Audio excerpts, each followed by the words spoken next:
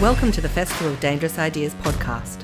In the lead up to the 10th Festival of Dangerous Ideas program announced, we will be releasing a collection of 10 speakers from across the 10 years of the festival, a decade of danger. Sign up at festivalofdangerousideas.com to hear what we have lined up for 2020.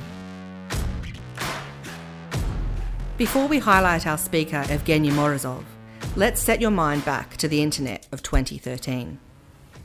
It was a time where Facebook only had about half the 2 billion users it does today. Instagram was only just becoming a thing. Tumblr and Vine were still things, and Uber was the new Uber.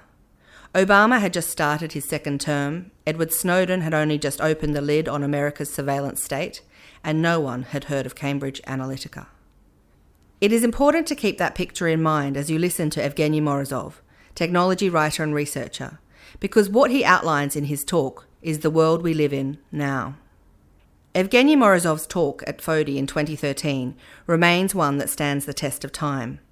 What is more dangerous than the ideas proposed is the fact that we all saw what was coming from the tech giants, and we did nothing to stop it. Here's Evgeny Morozov with The Dark Side of the Internet.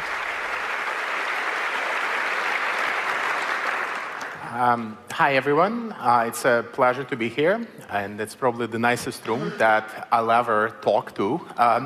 It will be very hard to beat. So I was invited to talk about the dark side of the internet, and if you've opened the newspapers in the last few weeks, I think it doesn't really look like a very dangerous idea, in that I think everyone now suspects that something dangerous is going on with their smartphones, their Facebooks, their social networking profiles.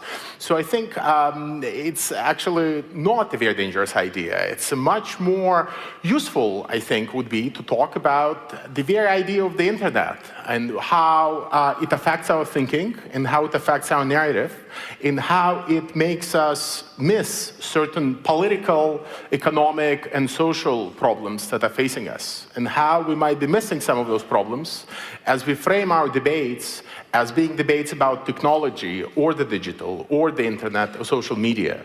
Those of you who know my work know that I have come to actually place the very term, the internet, in scare quotes whenever I use it.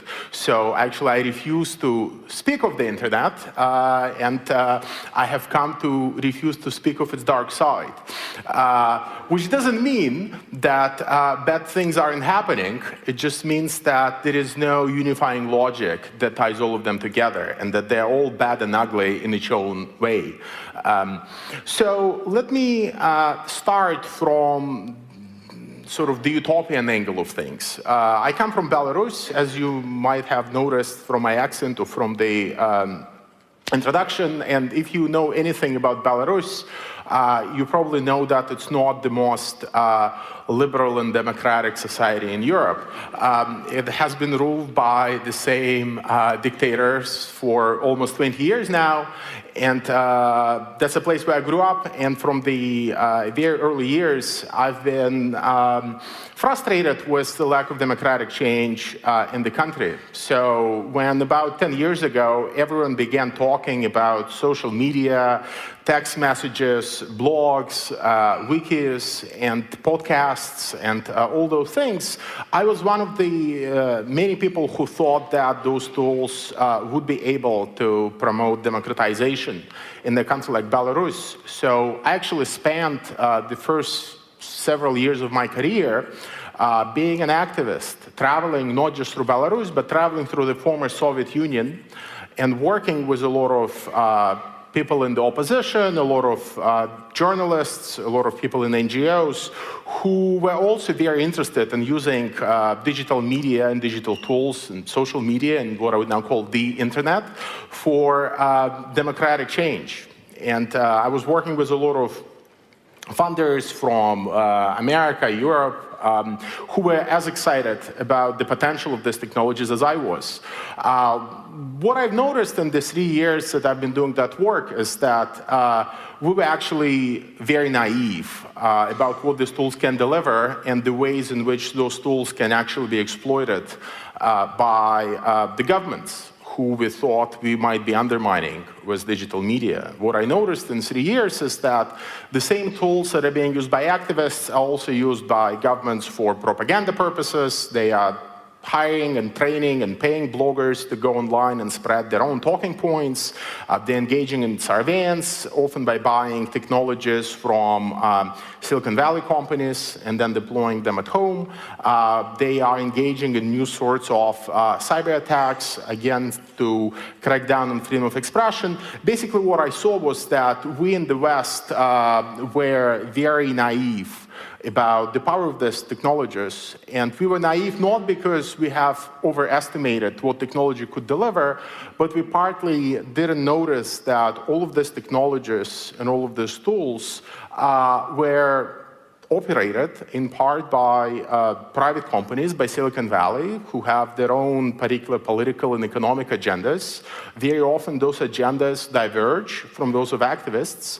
And moreover, many of the tools for surveillance, for example, that we saw being used in places like the Middle East or Central Asia or places like Belarus, where I come from, many of those surveillance tools were actually built because Western governments needed those tools to monitor their own populations, so to engage in monitoring of crime and terror, right? So there was something at the geopolitical level and at the business level that greatly limited the utility of using such technologies for pushing for democratic change. It doesn't mean that these technologies could not be used for greater good if they were designed differently, if they had privacy protection built into them by default, if many of these technology platforms did not choose to remove critical blog posts written by, say, Chinese dissidents because they had interest in China, right? All of the limitations that are so imposed on these platforms and technologies did not stem from something inherently bad about technology or social media. They stemmed from the very specific, concrete political and business and economic situation that we found ourselves in. So that got me thinking about ways in which the way in which we talk about technology and the way in which we talk about the internet actually prevents us from realizing its full liberating potential. And I started focusing much more on what I would call the mechanics of our debate about the liberating and enslaving, if you will, potential of digital media, and how the very idea of the internet results in us framing these debates in one way or another. And what I noticed is that we tend to lump more and more all of the digital technologies that are now being actively used by people everywhere, we tend to lump them into this one big idea. And we tend to think that somehow search engines and social networks and facial recognition technology and peer-to-peer file sharing technology and Google Glass and self-driving cars, all of them are somehow stemming from this great new thing called the internet, and that if we only start manipulating and changing how each one of those technologies works, then we might actually be putting the internet itself at great risk, and we might be harming it, and we might be preventing it from accomplishing its full potential. And I think that much in this logic and in this rhetoric is bunk, and that we actually need to find a way to talk about these individual technologies and the political, economic, and social logics that each of them promotes without collapsing them into this very convenient narrative where we see a technology after technology come on stage and deliver great benefits to society. What we see, on the other hand, is very different. We see new social movements that instead of fighting for more democracy or fighting for more human rights or freedom of expression, are beginning to promote ideas like internet freedom, right? Which to me sounds like a very ambiguous term that is very hard to define. And as an agenda that a social movement might want to embrace, that sounds very ambiguous. But yet, if you look, for example, at the pirate parties, if you look at some of the social movements like the anonymous movement, and some of the supporters you see fighting behind WikiLeaks, you'll see that many of them think that there is this genuinely new social goal, social objective, uniting their actions, and that objective is to preserve internet freedom. So we comically arrive at a point where you might open some technology media and some blogs covering technology and even some newspapers and see headlines like regulation of 3D printing is going to harm internet freedom. Right? And to me, arguments like this make very little sense, in part because the reason why we want to regulate 3D printers probably has to do with the fact that people now can print out guns on them, and it has nothing to do with the fact that those 3D printers might be connected to the internet or some other network. Right? We need to find a way in which we can talk about the uses and misuses of these particular technologies without sort of thinking about how it will affect the internet. And instead, what we get in the public debate are constant arguments, which I would argue are actually promoted and advanced by technology companies in Silicon Valley, when every time someone stands up and says that, well, we need to regulate how social networking works, or we need to regulate how Google works, or we need to regulate 3D printing, someone from Silicon Valley stands up and says that, well, this is going to break the internet, right? This is going to, this goes against the grain of the internet. Or they would say that our laws are incompatible with the internet, so we need to upgrade our laws. Right? There is this constant effort to preserve that something, as if somehow 3D printers and self-driving cars and algorithms and facial recognition technology were all united by coherent logic. And I think this is a very dangerous trend in how we think about technology, and it actually results in us missing a lot of the complicated political uses and misuses of those technologies. So I'll just give you a couple of examples so to situate you in what I'm actually saying here.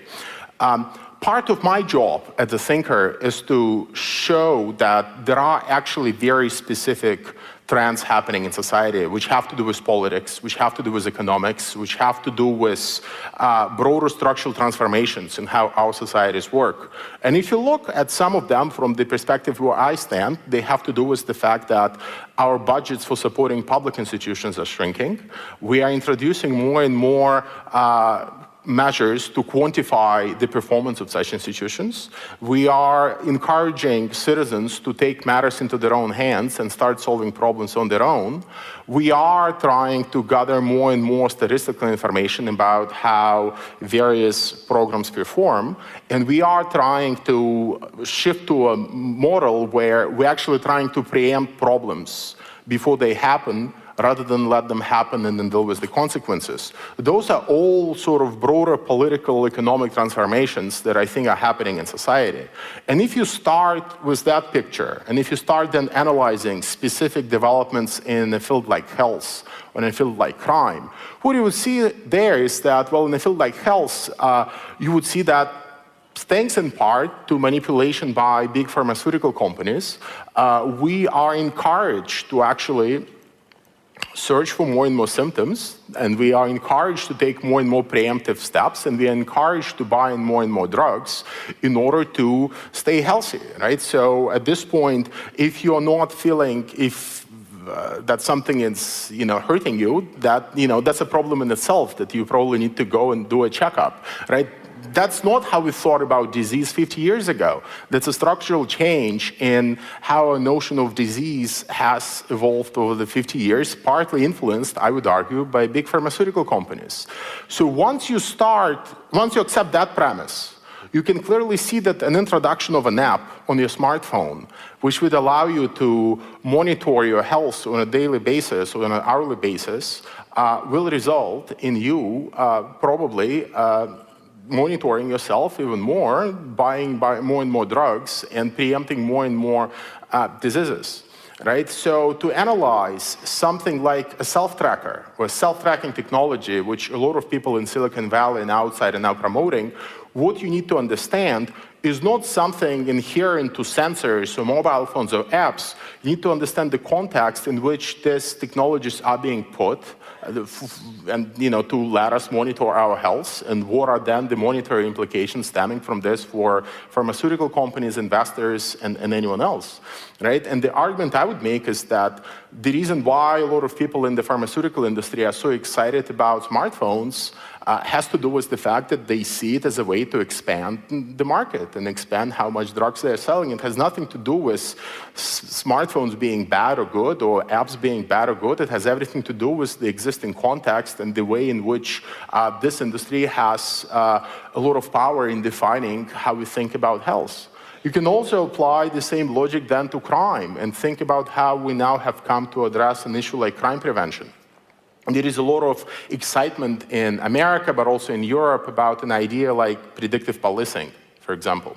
And predictive policing is basically a strategy where you rely on historic data about past crimes, and you feed it into software and algorithms, which can then generate predictions about future crimes are likely to happen next, so that you as a police manager can then dispatch your policemen to a particular area of the city where crimes are likely to happen based on the predictions you get from the computer. Right? Here again, it would be, I think, erroneous for us to be talking about the intrusion of technology into police work. We have to understand how it fits within a broader shift towards, for example, rational crime prevention in policing, but it also has to deal with how the logic of preemption, where we are trying again to preempt problems before they happen, is likely to affect our democracy. Right? And it might be that many people would be happy to eliminate crime and prevent crimes before they happen.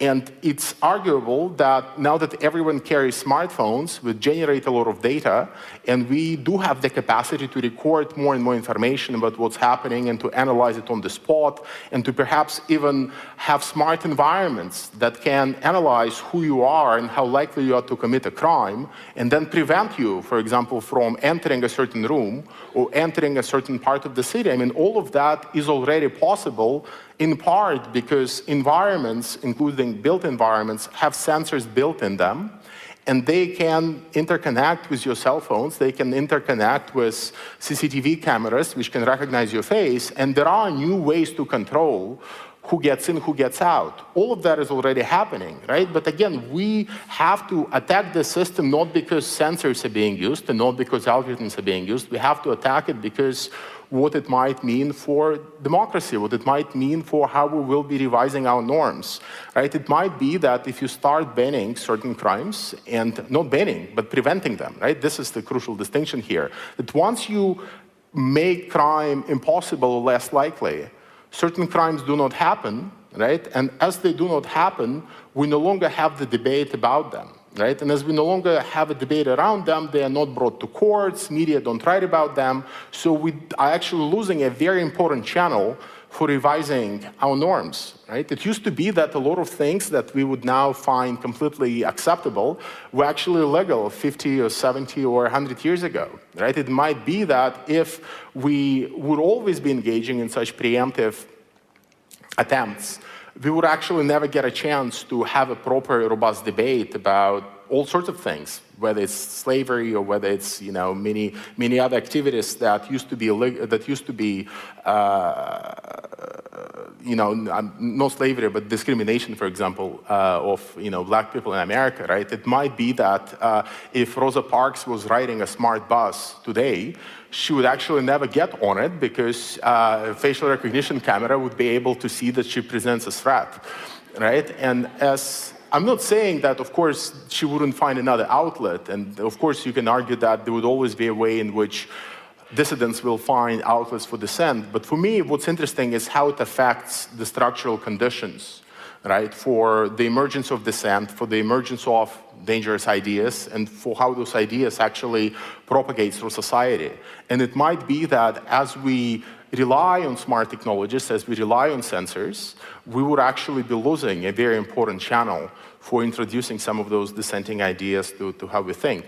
But here again, the reason that we need to be suspicious has to do with the broader change in how our society has come to think about risk, how it has come to think about preemption, right? And my fear is that you actually see the same transformations across the board. You see it, for example, with terrorism and now big data. I mean, if you follow the debate in America, right, the expectation there is that now we would actually be able to preempt acts of terror in advance. So we would be able to just scrutinize social networking activity of everyone. We would be able to scrutinize whoever you call, right? And now we're actually looking at everyone in America, right? We no longer focus on people who look too suspicious. We just suck in the phone records of everybody, and we just sort people based on how risky it is, how risky are the people that they're in contact with, and we can actually rank people based on how risky they seem and engage, again, in acts of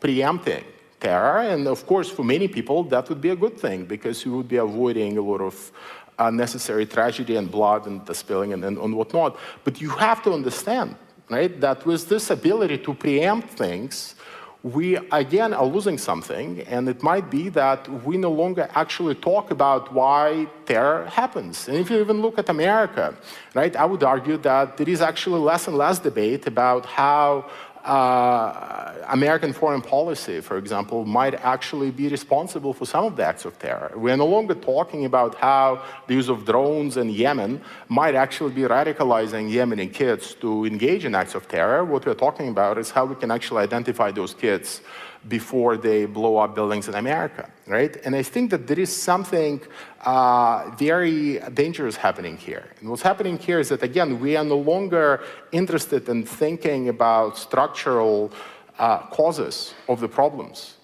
We are no longer actually interested in investigating why crime or terror might be happening. We are interested in dealing with the symptoms and preempting them if we can. And the proliferation, again, of sensors, algorithms, and all sorts of new ways to track, analyze, and process data on the spot will allow us to engage in it more profoundly. But I think that, again, there is a huge cost to democracy here. The broader problem, I think, that we are facing is that we don't view Silicon Valley with the level of suspicion that it deserves. And, you know, if Ronald Reagan was the first Teflon president, then I think Silicon Valley is for sure the first Teflon industry. No matter how much dirt you throw at it, I mean, nothing seems to stick. And I think the reason is that we do think that they are actually different because of the fact that they are dealing with a commodity that is knowledge or information or data. And we think that it's a fundamentally different commodity than, for example, other industries are dealing with. If you have noticed, whenever we talk about big pharma or big oil or big energy, we actually are fully cognizant of the fact that the top companies in those industries might actually have interests that are very different from those of the public. We don't use the term big data in that way, right? We don't use the term big data the way we use big pharma or big oil or big energy, in part because we don't think that Google or Facebook or Twitter or Apple might share an agenda. And we don't think that that agenda would actually be to exploit us or that might actually be diverge from the public good. And I think we need to start being more critical.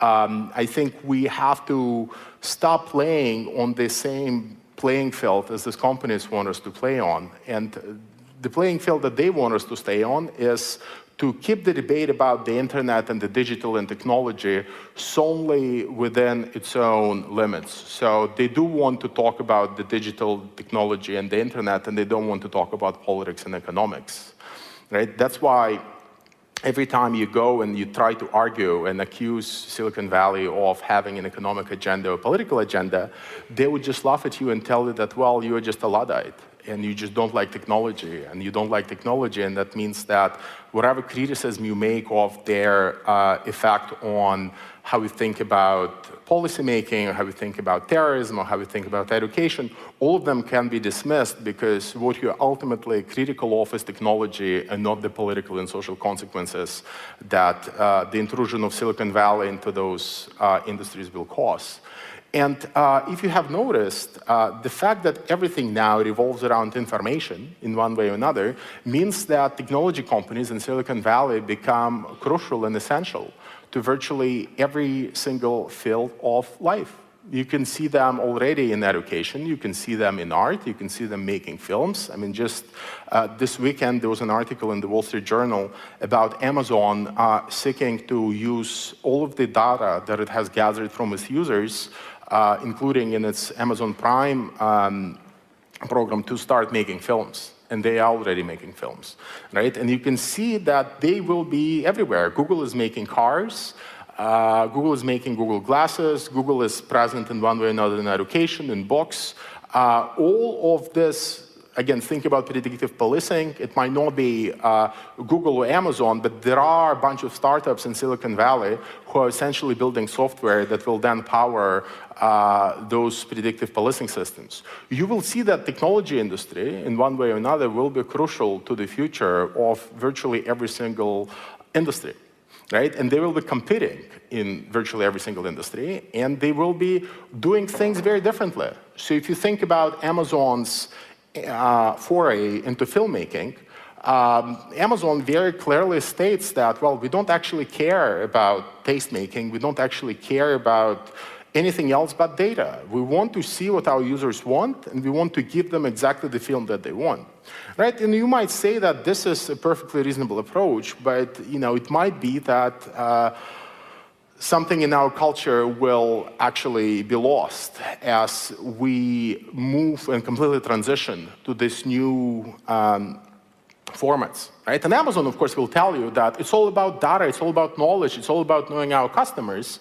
But if you stop playing on their own terms, and if you refuse this language of knowledge, data, the internet, and technology, you'll actually see that all they're saying is that we'll just produce films, or books for that matter, that are entirely market-driven.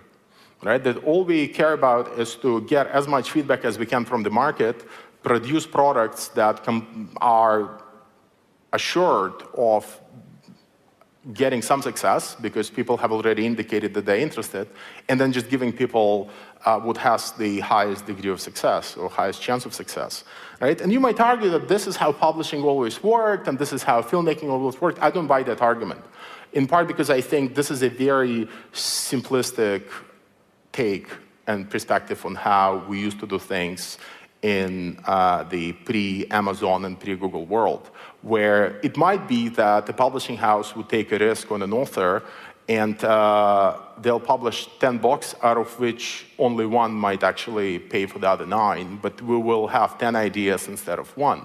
I'm not sure that that will be the future that we'll have once Amazon decides to publish books that have, and they have the knowledge and they have the data, right? So they are in a much better position than the former publishing houses to make those choices. So something is changing structurally, right? As these companies move into these new areas. It's no longer just about shopping, and Google is no longer just about giving you the search results that you want. They are intruding into, as I've said, almost every single industry out there, and they bring their own logic, and they don't actually care about whatever dynamics drove those industries in the past. And I think this is where we do need to start talking about the impact that they will have. And we do have to be critical of what it is that they might be doing.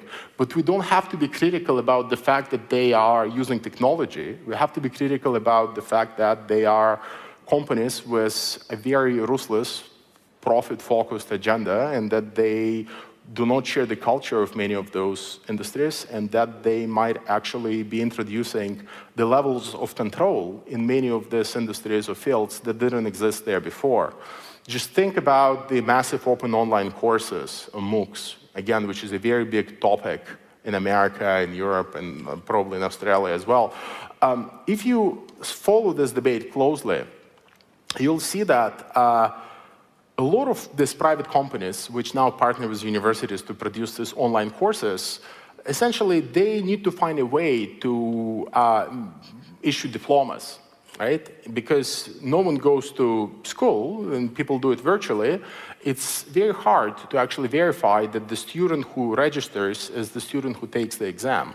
So what do? They actually, at least one of them, one of the largest companies, Coursera, now is actually employing biometric identification. So they try to do facial recognition, and they also study your typing speed to identify and to that you are who you are, and they monitor it throughout your course, and at the end, they compare your face with the picture that was taken at the very beginning, and that record is then stored somewhere in your profile, and then, if you get a job based on that course, then that biometric data, I assume, travels with you to your employer or whatever.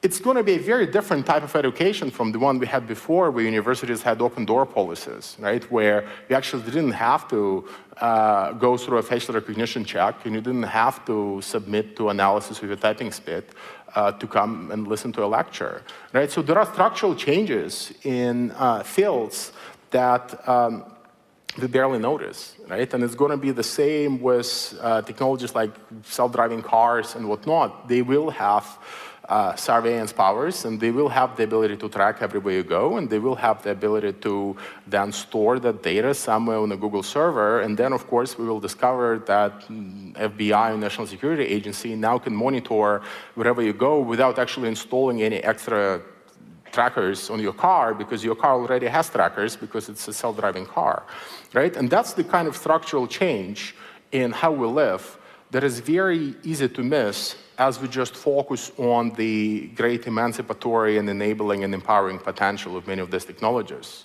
right? And again, I would argue that if those technologies were not run by huge companies that are interested in organizing and sucking in as much data as they can, they wouldn't have the same effect. So you can actually have a self-driving car that wouldn't necessarily store all your data forever. The reason why that happens is because Google has a very particular business model that corresponds to their ability and their need to sell ads. And there are different ways for us as a society to actually take advantage of self-driving cars, to take advantage of smart glasses, to take advantage of many of these technologies. It's the same, by the way, with something like predictive policing. It is possible to build algorithms that we would be able to use to predict where crimes might be happening, but we would still have the ability to actually examine those algorithms. I mean, the way it works now is that those algorithms are proprietary, and we cannot actually examine them for any bias. So you don't know if they're incorporating any biases that might be of racial nature or socioeconomic nature or of any other nature, because they are built by private companies, and those companies have just said that this is a secret. We cannot let you come and look at our algorithms, right? My point here is that we can actually use many of the same technologies, but do things differently if we do think about it as sort of a public investment in infrastructure. Right? And this is, I think, an approach that we are beginning to lose as we buy into Silicon Valley's talking points that essentially they are in the business of producing magic, and that no other arrangement, which might be some public-private partnership or might just be a public institution, would ever come close to doing what it is they are doing. And I just think that this is fundamentally untrue. And there might be ways in which, and I think partly thanks to NSA affair and partly thanks to Snowden, we would see a lot of European governments now moving in to think about alternative ways to build infrastructure for communication, particularly email. And I think that would actually not be a bad development. Unlike what you see in the press, all the fears about balkanization of the internet and whatnot, I think we might actually see some robust experiments with publicly provided and publicly supervised infrastructure that is not tied to a business model like Google's or like Facebook's. Because, I mean, think about our email. I mean, to me, email is the perfect example here. I mean, imagine if I came to you and I said that I have a unique way to run the postal system. Right? And forget about stamps. Who needs stamps, right? What we can do is to embrace a new model where you wouldn't have to pay for your postage at all. But what we'll do is that at the post office, we'll just open every letter, we'll scan it, we'll insert a relevant ad, then we'll seal it and pass it on to whoever you wanted to send it to. Right? It will be free, right? For you wouldn't have to pay for it. And that's essentially would sound very crazy. Right? But that's exactly the model that we have embraced, because Google has convinced us that there is no other way to run email. Right? And I just think that this is ridiculous. I mean, this is not the only way to run email, and there are other ways, and we just have to start thinking harder and harder as we discover that their business models are creating a situation where the military-industrial complex, which is now out of control, is actually leveraging that infrastructure really well, right? But it doesn't mean that no other country can think of a better arrangement just because the NSA in America is just so voracious when it comes to data, right? And I think that as we worry about balkanization of the internet, what we're essentially doing is that we're just letting this essentially alliance between Silicon Valley on the one hand and the NSA on the other to continue as they do, while essentially claiming that what they're doing is saving the internet from balkanization. Right? And I just refuse to buy that argument. I think it's not an argument that we should be accepting uncritically. But the broader point I would want to make is that we have, again, to return this debate to the language of politics and language of economics and the language of political economy. And we have to stop just buying into new apps and new solutions to big public problems just because they sound sexy or just because they involve technology. Right? We have to scrutinize the underlying political logics that some of them employ, and many of those logics I find particularly actually quite ugly. So I'll give you one example which I discuss at length in my new book, which to me illustrates the great potential of many of the smart technologies that we have now, but also the great danger of relying on them unproblematically and without asking questions. So a group of designers from Germany and the UK have built what they call a smart trash can. Right? And it's a smart trash can which looks like a regular trash can, trash bin, but with one difference. So it has a smartphone built into its upper lid. Right? So every time you open and close the trash bin in your kitchen, it snaps a photo of what you have just thrown away.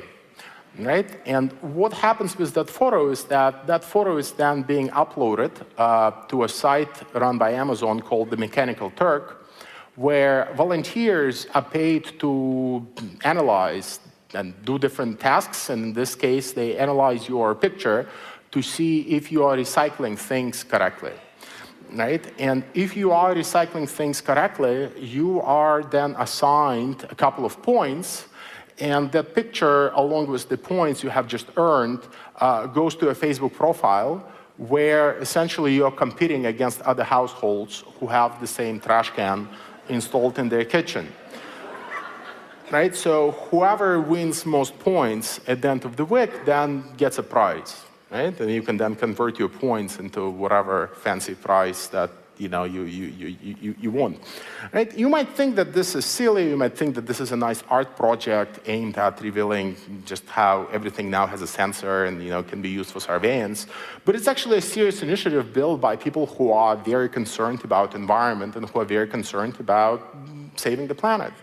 Right? And it illustrates the possibility of modifying human behavior, which you can now achieve thanks in part to the fact that you can now build sensors into everything, and you can also introduce what people in Silicon Valley would call the social layer, right? It's the fact that you can have all of your friends essentially fit into your trash bin and see what's happening there, thanks to the fact that your trash bin is connected to the internet, right?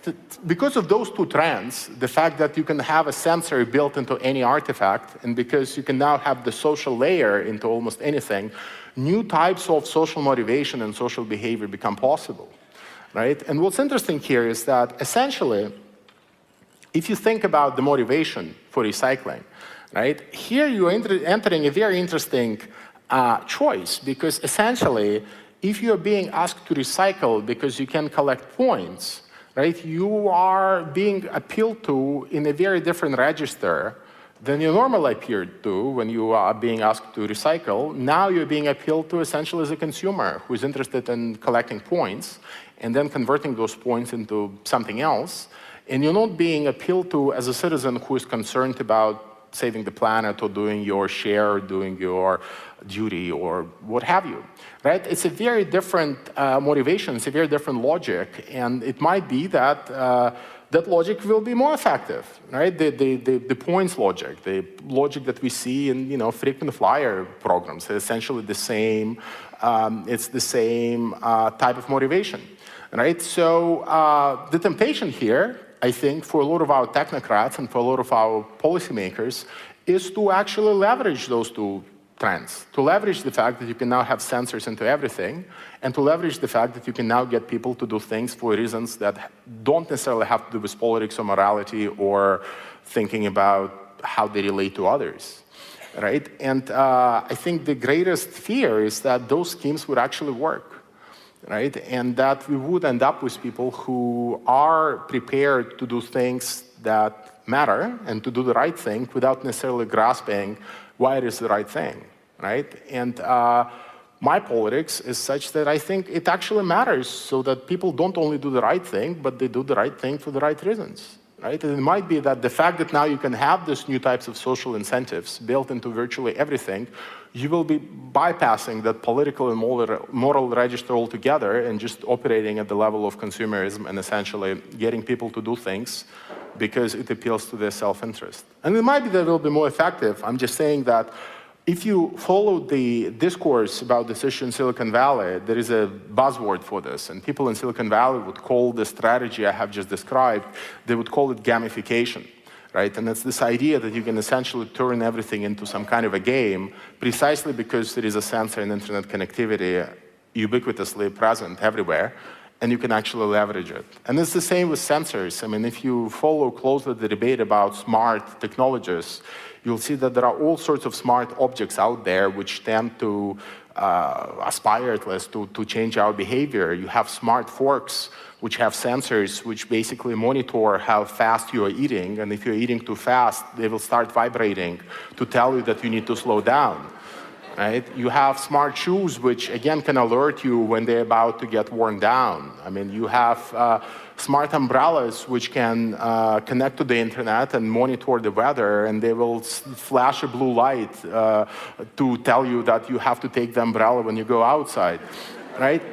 All of this is happening, and some of them sound innocent, but some of them, I think, produce very interesting changes in our behavior, and they do appeal to a lot of policymakers precisely because they think that by leveraging the fact that we are all carrying essentially self-monitoring devices and gadgets in our pockets, we might get citizens to do things that they would not do otherwise, right? And for me, I think this is where a lot of companies in Silicon Valley would eventually want to go. I mean, I have a term for this, I call this solutionism, right? And for me, it's this tendency for us to accept a lot of this easy and tempting solutions uncritically without thinking about how they actually redefine the problem that we are trying to tackle.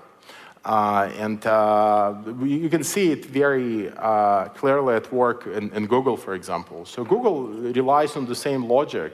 Google has several apps. So one of their apps is called Google Now. And Google Now, if you listen to Google, does a lot of very good things. It can have it on your phone, and it basically monitors everything that you do, and it tries to do things for you without you even asking for it, right? So it might know that you have an email with a plane reservation in your inbox, so it will automatically check you into your flight. It will check the traffic conditions on the way to the airport and tell you that you need to be leaving home 20 minutes earlier because the traffic is really bad. And it will check the weather conditions at the destination of where you're flying and tell you that you need to take an umbrella because it might be raining. I mean, as you see in this future, we will never get wet, which is at least one good thing. But but it also does something. It also does something in addition. And what it does in addition is that it also monitors how much you walk every month, right? Because it has a sensor built into it, right? So it can monitor how much you walk, and at the end of each month, it produces a card which tells you that, well, this month you've walked 20% less or 20% more. And this is essentially Silicon Valley, a private technology company, trying to make an intervention into your life, right? Telling you that, well, perhaps you should be doing more of something. In this case, it's exercising and walking. And I think that this logic, this solving problems by private means, by relying on these companies, will actually be of great interest to a lot of policymakers. But my fear is that it's one way of solving problems, right? We are not regulating the food industry, we are not building infrastructure, we are not actually asking questions why people don't exercise or why people are obese. We're not asking those questions anymore. All we're doing is to give you more information so that you yourself can modify the behavior and not modify the system itself. And I think that this is the crucial point that many people don't understand about such schemes. And you will not be able to understand it unless you start asking political and economic questions. Right, I think we're running out of time, so that we'll still leave some for questions. But I'll finish with just sort of one big message. I mean, forget the debate about the internet, right? It's not about whether the internet is good or bad. It's not about whether the algorithms are good or bad. Much of this debate revolves around the intrusion of essentially private companies with their own agendas into activities that previously were carried on by public institutions. And they were addressed as political matters and not just as technological matters where innovation is the only criteria and we no longer talk about politics and economics. We need to recover that language, and unless we do recover it, I think we'll all be governed out of Silicon Valley. Thank you so much.